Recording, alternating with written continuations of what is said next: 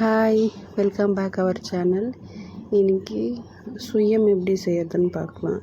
இது சுயம்னும் சொல்லுவாங்க, சொய உருண்டை அப்படின்னும் சொல்லுவாங்க. சரி, இது எப்படி செய்கிறதுன்னு பார்க்கலாம். பச்சை பயிரை ஓவர் நைட் தண்ணியில் போட்டு நல்லா ஊற வச்சுக்கோங்க. அதுக்கப்புறம் குக்கரில் போட்டு ஒரு விசில், அப்படி இல்லைன்னா பாத்திரத்தில் வேக வைக்கிற மாதிரி இருந்தால் ஒரு 75% பாயில் ஆனால் போதும். ரொம்ப குழன்னு வேகணும்னு அவசியம் இல்லை.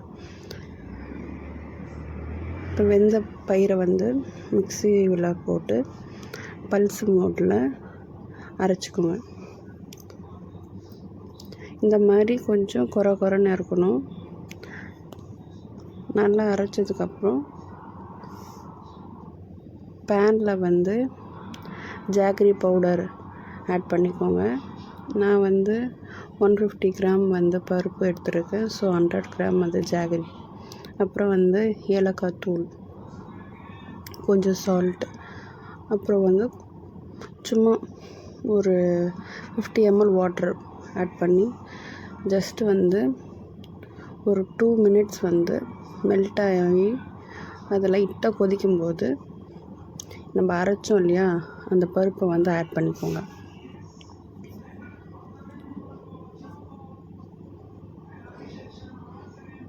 போட்டதுக்கப்புறம் நல்லா மிக்ஸ் பண்ணணும். அப் அண்ட் டவுன் நல்லா கலரி விட்டுட்டு தேங்காய் துருவினதை இந்த ஸ்டேஜில் ஆட் பண்ணிக்கோங்க. இப்போ எல்லாத்தையும் மிக்ஸ் பண்ணதுக்கப்புறம் பூர்ணம் ரெடி ஆகிடும். இப்போ மேல் மாவு ரெடி பண்ண போதும். 3 கப் மைதா மாவு, 1 கப் அரிசி மாவு, உப்பு எவ்வளோ வேணுமோ போட்டுக்கோங்க, பேக்கிங் பவுடர் ஆட் பண்ணிவிட்டு தண்ணி ஊற்றி நல்லா கரைச்சிக்கணும். இது எப்படின்னா தோசை மாவு இருக்கு இல்லையா, அந்த மாதிரி கொஞ்சம் தனியாகவே கரைச்சிக்கோங்க. எடுத்து விடும்போது அது அப்படியே கீழே விழணும். அந்த அளவுக்கு மாவு கொஞ்சம் தண்ணி பதமாக கரைச்சிக்கணும். இப்போ நம்ம மிக்ஸ் பண்ணி வச்சுருக்க பூர்ணத்தை உருண்டை பிடிச்சி நல்லா ரவுண்ட் ஷேப்பில் உருண்டை பிடிங்க.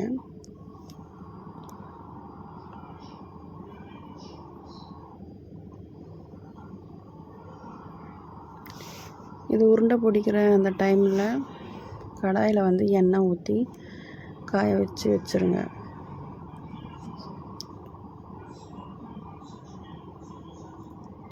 இப்போ நம்ம உருண்டையும் நம்ம பிடிச்சி முடிச்சிட்டோம்.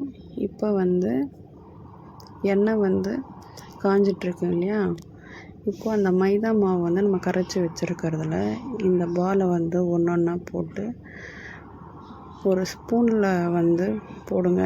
இல்லைன்னா அப்படியே ட்ராப்பாக கீழே விழும். ஸோ ஸ்பூனில் அப்படியே போட்டு அப்படியே கோட் பண்ணி அப்படியே போட்டு இது ஜஸ்ட்டு ஒரு 1 minute வெந்துடும்.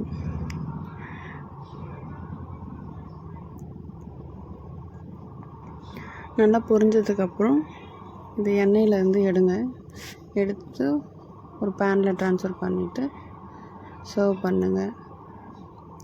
தேங்க்ஸ் ஃபார் வாட்சிங். Subscribe my channel.